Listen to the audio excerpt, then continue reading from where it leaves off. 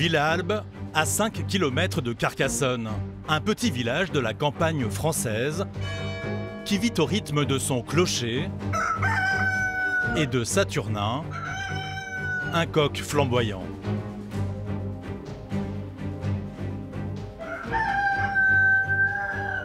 Voilà. Voilà, ça quand on dort, bah, ça en fait des bons. Je rigole, mais c'est nerveux là, je crois. Hein. On serait à la campagne, ce serait pas dérangeant. C'est dans la journée. Mais quand c'est en pleine nuit, puis qu'on est en ville, ça devient un handicap. Donc voilà, pourquoi je dors pas la nuit. C'est 69 à 72 décibels. Sébastien est épuisé. Il accuse son voisin à plume de chanter jour et nuit. Comme le prouvent ces enregistrements réalisés à 3 h du matin. Hop, il va se taire pendant 2 heures, puis paf, il va recommencer. Lui, il peut rien, hein. C'est sa nature, il chante. Non, bon, il faudrait qu'il chante la journée. Pas mieux. Sébastien est propriétaire de cette maison depuis 8 ans. Avec l'arrivée du coq, donc maintenant, ma chambre est en face. Il a dû entièrement repenser son intérieur. Bah, en cloisonnant tout ce qui est porte, fermer les volets roulants et tout ça, j'arrive à atténuer quand même le bruit, mais ça reste quand même nuisible, quoi. Puis bon, là on est en hiver, là, il fait 0 degré. En été, j'aime bien dormir les fenêtres ouvertes avec les moustiquaires.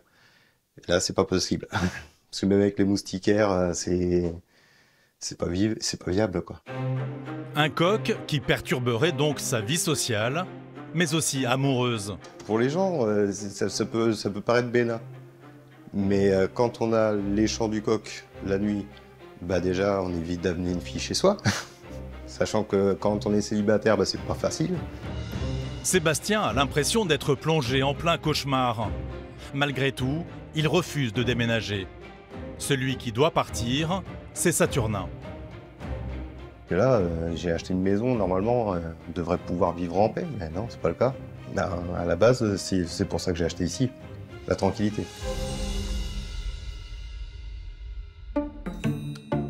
De l'autre côté de la rue, Charlotte et Mathieu.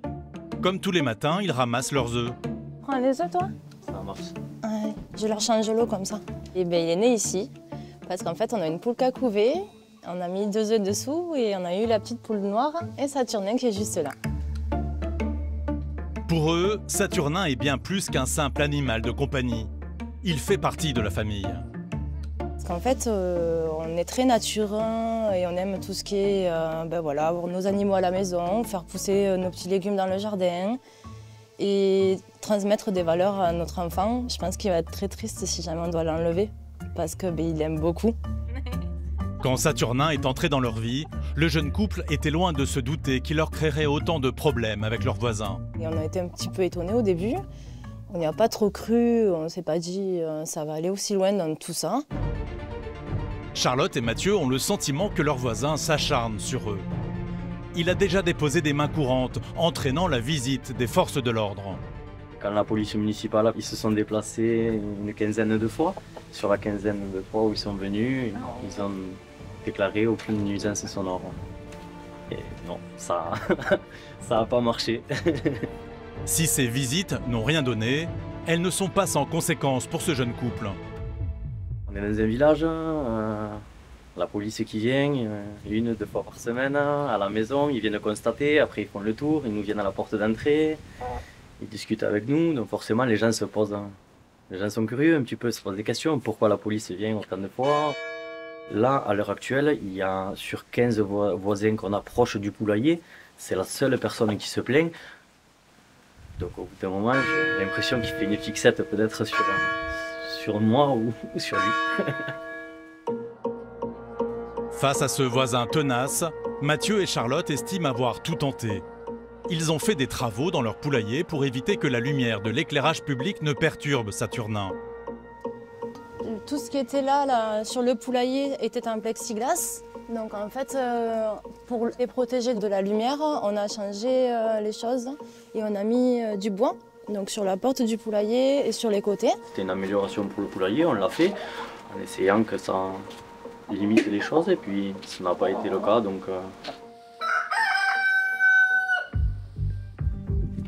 Pensant bien faire, Charlotte et Mathieu ont fini par demander à la mairie d'éteindre ce lampadaire pour ne pas perturber Saturnin. Une démarche qui n'est pas du tout du goût de Sébastien. Alors, le lampadaire a été coupé. Alors, suite à une demande, hein, bien sûr, des voisins. Et il s'avère que la mairie s'est exécutée. Donc, je me suis retrouvé à rentrer chez moi dans la nuit et ne plus voir mes marches ni la serrure. Donc, le lendemain, j'ai appelé la mairie. Seule solution pour Sébastien, se débarrasser du coq. Car en plus du bruit, Saturnin serait responsable d'autres nuisances. S'il n'y avait que le chant du coq, mais bon, malheureusement, moi, ce qui me dérange encore plus, c'est que je vois les excréments qui dégoulinent dans la rue. Donc là, on peut constater que le bas du portail, au niveau hygiène, on est zéro, hein, mais l'été, quand il fait 45 degrés, j'ai des mouches. C'est plus des mouches, c'est grosses mouches. Et puis bon, l'odeur, au bout d'un moment, ouais, ça dérange. Entre Sébastien et ses voisins, le dialogue est devenu impossible. Comme ils ne parviennent pas à trouver de terrain d'entente, ils ont fait appel, il y a 2 ans, à un conciliateur de justice. Nous sommes rendus à la conciliation, ça n'a rien donné. On est rentré dans le bureau, le conciliateur nous a posé quelques questions. Monsieur a dit que c'est braqué tout de suite. Non, la conciliation a duré 5 minutes. On n'était pas d'accord. Monsieur Raz, il voulait que le coq sorte du poulailler, absolument. Il était déterminé dans ses mots. Donc, le conciliateur de justice a tout de suite coupé court. Il a dit, je vois que vous n'allez pas pouvoir tomber d'accord, donc on en arrête là. Charlotte et Mathieu sont eux aussi épuisés par cette affaire qui les dépasse. D'autant plus que leur voisin a décidé de renvoyer le litige devant les tribunaux en octobre 2021. Je trouve que ça va trop loin pour une si petite chose, quoi. Je veux dire, on parle d'un champ de coq. On a une église en bas de la rue. Elle représente bien plus de nuisances que mon coq. Je suis pas à sa place, je ne le connais pas assez. Mais la vie, elle est trop courte pour ce genre de choses-là. Sébastien, lui, réclame le déplacement du coq et 5 000 € de dommages et intérêts. Malheureusement, ces gens-là, ils font pas le nécessaire. Alors que, bon, dans la logique, nul n'est censé ignorer la loi et on peut pas... moi, j'ai acheté une maison il y a 8 ans, ils sont arrivés il y a 4 ans. Non, tu peux pas arriver et empêcher ton voisin de jouir de son bien en toute tranquillité, quoi. Il y a des lois.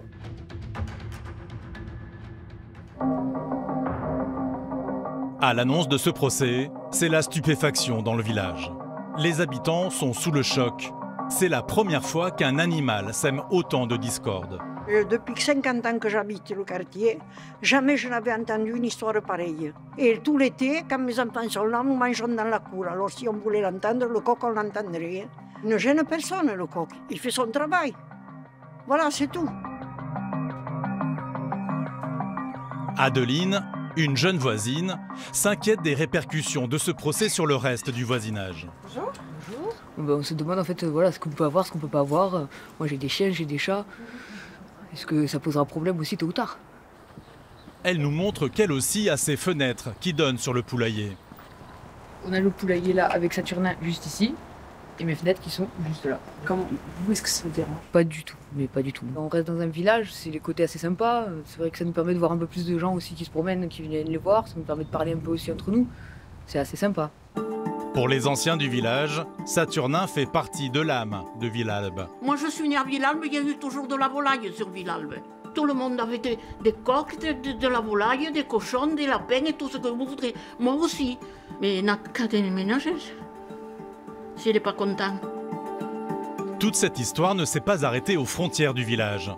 L'histoire de Saturnin a fait le tour de la planète média. Mathieu et Charlotte ont lancé une pétition pour sauver leur coq.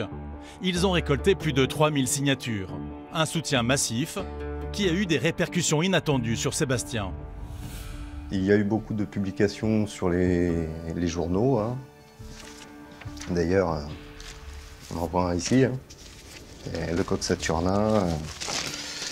Le coq saturnin, page 4. Je m'attendais pas à ça. Et en définitive, la réponse, c'est le journal, les réseaux sociaux, parce que je suis passé sur Facebook, la radio. J'ai eu le droit à des publications qui sont pas forcément agréables, comme Sale Parisien, il a qu'à retourner en ville. Je sais pas d'où vient ce gros con, mais il serait judicieux qu'il y retourne. Il a reçu des torrents d'insultes. Si les commentaires restent virtuels, les menaces sont, elles, bien réelles. Parce que je suis quand même le seul voisin derrière le poulailler, quoi. Donc forcément, quand on dit le voisin se plaint, voilà, je vis seul, je suis pas à l'abri que quelqu'un vienne m'agresser chez moi. Dans quelques semaines, le sort de Saturnin sera entre les mains de la justice. Un procès très attendu par les habitants de Villalbe. Tribunal de Carcassonne, dans le sud-ouest de la France. Ce matin, c'est l'ouverture du tant attendu procès du coq Saturnin. Son chant, Sébastien ne le supporte plus. Épuisé. Épuisé, ouais. 3 ans et demi de sommeil, on va dire, interrompu. C'est herbe. Maintenant, on verra bien ce que ça va donner aujourd'hui. J'aimerais bien que ça avance. Parce que là, 3 ans et demi, ça commence à faire très long. Face à Sébastien, Charlotte et Mathieu. Les deux parties ne s'adressent plus la parole depuis maintenant des mois.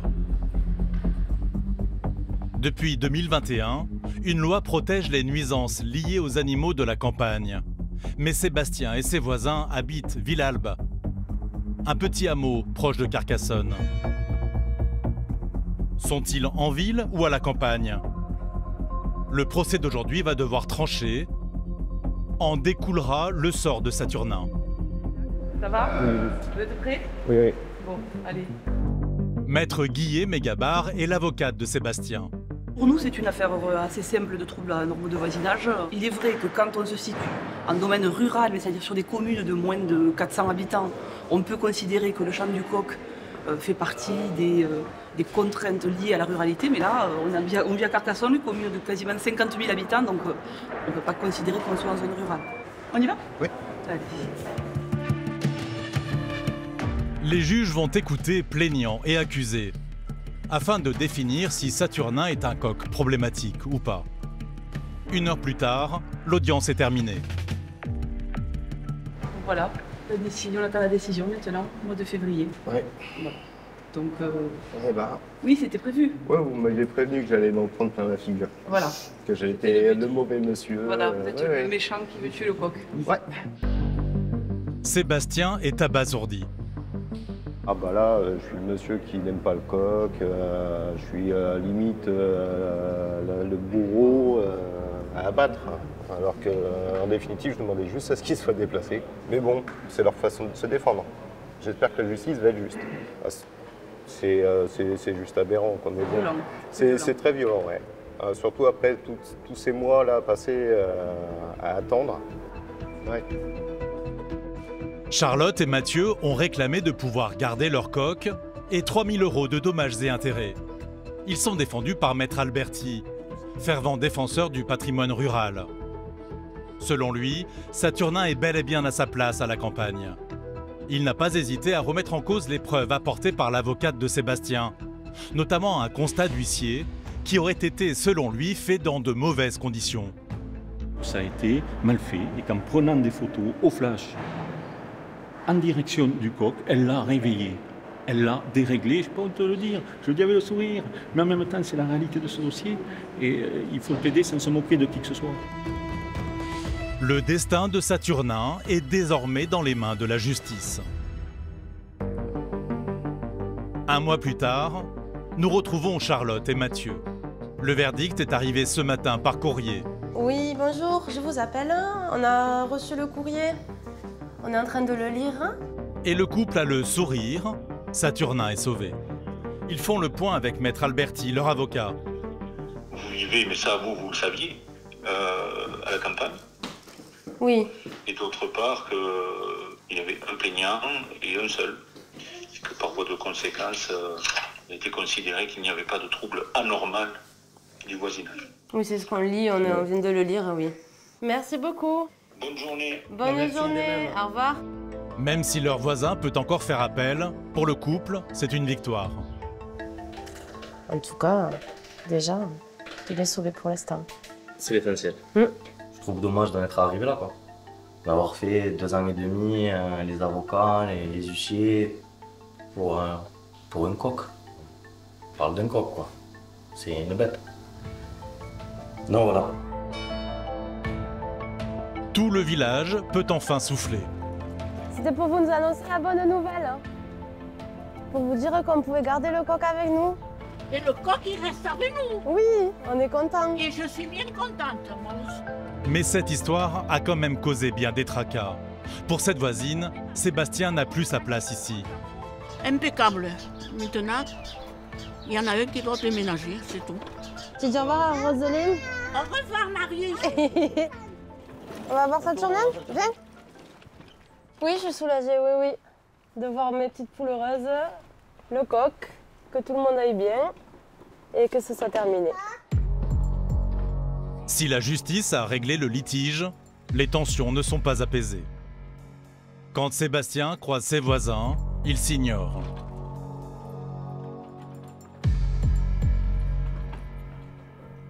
Sébastien a lui aussi appris le verdict. Et comme on peut s'en douter, il n'est pas vraiment en joie. Il a appelé son ami pour le soutenir. J'ai eu les résultats. Hein. Ouais. C'est pas franchement beau. Hein. Pas terrible. Non. Mon avocate m'a demandé si je comptais faire appel, déjà. Donc je sais plus où je suis, moi. Je sais plus où j'habite. Tout ça pour un coq, il faut vraiment être barjot. Bah moi, je vais subir. Après, t'es pas loin, je viendrai dormir chez toi. Je m'en fous, moi. Maintenant, je suis plus à ça près. Ça fait 5 jours. Le fait c'est que le coq il est toujours là. La juge, elle n'a pas fait son boulot. Mon avocate n'a pas fait son boulot. Ça, c'est sûr et certain. Le tribunal ne l'a pas condamné à verser les 3 000 € réclamés par ses voisins. Mais il doit tout de même rembourser leurs frais d'avocat, qui s'élèvent à 1 500 €. Ah, je vais jouer le vice. Ah oui, il a voulu jouer, on va jouer. Mais son avocat est vicieux, je suis aussi vicieux que lui. Sébastien ne compte pas s'arrêter là. Prêt à tout pour faire partir Saturnin, il a une nouvelle stratégie. Il compte mettre une pression permanente sur ses voisins. Moi, j'ai la police qui est pas là. Elle a 5 minutes. Et le coq, il met entre 10 et 15 minutes de chant. Donc, j'appelle la police, elle vient, le coq chante, il constate, il verbalise. À partir de ce moment-là, 68 €. Et quand il en aura pris plusieurs, je pense qu'il va vite le tuer, le coq, ou le dégager. Donc, j'aurai quand même ce que je veux, en définitive. Je ne m'attaquerai pas à lui, je ne m'attaquerai pas au coq. Par contre, son portefeuille, il va prendre une gifle. Sébastien ne fera donc pas appel de la décision de justice. Sa vengeance sera plus perfide. Le village de Villalbe n'est pas prêt de retrouver sa quiétude d'antan.